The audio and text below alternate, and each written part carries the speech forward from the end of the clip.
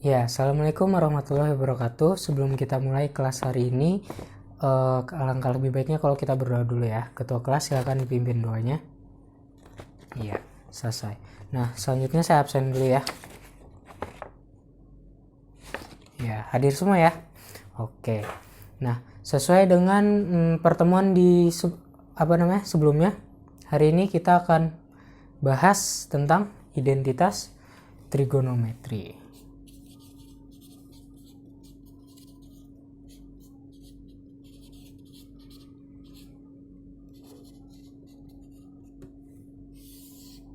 Ya, kalau di pertemuan sebelumnya kita masih ingat belajar apa? Perbandingan trigonometri ya. Kalau sin itu depan per samping, cos samping per miring. Kalau tangan, iya depan per samping. Oke, nah sekarang kita akan belajar identitas trigonometri. Nah, yang mau kita capai di sini adalah kita bisa ngebuktiin identitas trigonometri ya. Nyari identitas trigonometri itu kayak gimana langkahnya. Terus kemudian menyelesaikan soal-soal yang berhubungan dengan atau yang menggunakan identitas trigonometri ya. Oke. Nah, kalau di kehidupan sehari-hari ini ada fungsinya nggak sih? Ada ya.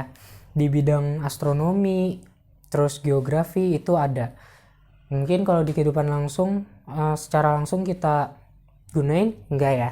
Tapi diaplikasikan di bidang keilmuan yang lain gitu. Oke, nah sekarang misalnya saya di sini punya segitiga siku-siku, segitiga ABC, sisinya A, B, C ya.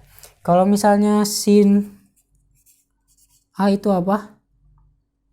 Depan per miring ya, berarti A per C. Kalau cos samping per miring. Kalau tangan depan per samping. Nah sekarang kalau misalnya yang berkebalikan sama sin, 1 per sin itu apa? Cosec. Berarti karena dia kebalikannya berarti C per A. Kemudian yang kebalikannya cos, sekan. C per B. Yang kebalikannya tangan, kotangan. B per A.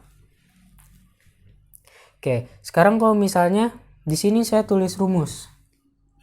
A kuadrat plus B kuadrat sama dengan C kuadrat. Ini rumus apa? Ya, Pitagoras ya.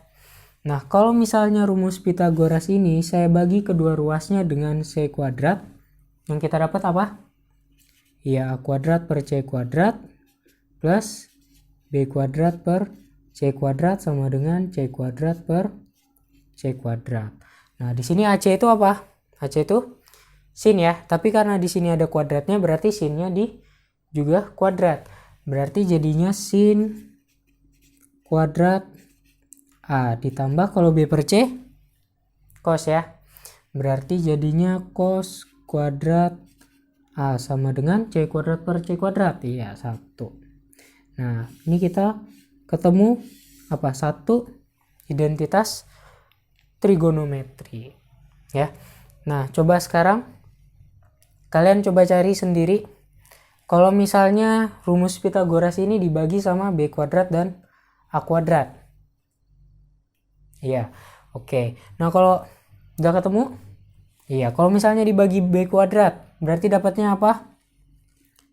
Iya, tangan kuadrat A plus 1 sama dengan sekan kuadrat A. Oke, kita ketemu 2 berarti ya. Nah, terus kalau dibagi sama A kuadrat, 1 plus kotangan kuadrat A sama dengan kosek kuadrat A. Oke. Nah, berarti kita punya 3 persamaan identitas trigonometri ya. Oke, nah terus sekarang contoh soalnya gimana? Nah, biasanya contoh soal dari identitas trigonometri ini biasanya membuktikan atau enggak menyederhanakan gitu ya. Nah, contohnya gimana? Misalnya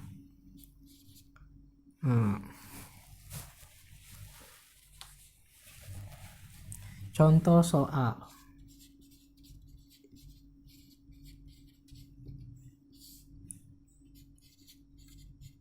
Buktikan bahwa sekan theta per 1 min tangen theta itu sama dengan 1 per cos theta min sin theta. Nah, ya udah, kalau gini kita mau ngebuktiin si sekan theta per 1 min tangen theta ini sama dengan yang di sebelah kanan ya. Nah, sekan itu apa? Sekan itu adalah 1 per cos ya. Nih ya, di sekan itu kebalikan dari cos, berarti sekan itu adalah 1 per cos theta per 1 min tangan itu adalah sin per cos, berarti sin theta per cos theta. Oke, kemudian ini bisa kita samain penyebutnya ya kan. 1 per cos theta min sin theta. Nah, 1 per cos theta per cos theta min sin theta per cos theta ya. Kenapa bisa jadi kayak gini? Karena satu itu kan sama aja kayak cos theta per cos theta, ya kan? Makanya di sini dia bisa dibikin langsung jadi cos theta min sin theta per cos theta. Nah, kalau udah kayak gini, ini bisa dicoret kan cosnya, cos coret. Berarti jadinya adalah 1 per cos theta min sin theta. Berarti ini terbukti. Ya. Nah, ini contoh soal nomor 1. Sekarang kalau nomor 2 misalnya sin x dikali cot x plus tangen x. Coba kalian sederhanakan ya. Dicoba dulu sendiri, nanti baru dijawab. Ya, ada yang udah ketemu? Oke, gimana nih jadinya? Sin X, kemudian kotangannya diubah ya. Kotangan itu berarti kebalikan dari tan kan ya. Kalau tangan sin per cos berarti kotangan itu adalah cos per sin ya, betul. Cot X per sin cos X per sin X plus kalau tangan sin X per cos X ya. Ini tinggal dikaliin aja ya kan, jadinya ini tinggal cos X plus sin kuadrat X per cos X. Nah, ini kalau misalnya samain lagi penyebutnya, berarti jadinya sama-sama, ini jadinya cos kuadrat X per X ya kan, per cos X. Nah, cos kuadrat X plus sin kuadrat X itu kalau misalnya dilihat di sini itu adalah yang persamaan yang pertama ya. Berarti sin kuadrat X plus cos kuadrat X itu 1. Berarti ini jadinya 1 per cos X. Oke. Nah, sekarang untuk tugas kalian bisa buka halaman 135 dari nomor 1 sampai 5 itu untuk dikumpulkan di pertemuan berikutnya. Nah, untuk pertemuan berikutnya coba dibaca-baca lagi tentang materi aturan sinus dan kosinus karena kita akan bahas itu di pertemuan berikutnya. Oke. Nah, jadi kita simpulin dulu nih.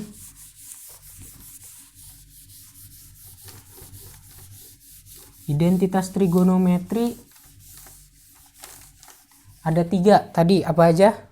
Yang pertama sin kuadrat X plus cos kuadrat X sama dengan 1. Yang kedua, tangen kuadrat X plus 1 sama dengan sekant kuadrat X.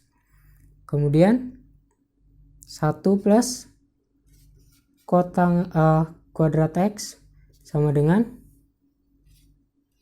kosek kuadrat X. Ya. Oke, sampai sini ada yang mau ditanyain? Gak ada? Yaudah, kalau nggak ada, karena waktunya udah habis juga, kita akhiri sampai di sini dulu. Assalamualaikum warahmatullahi wabarakatuh.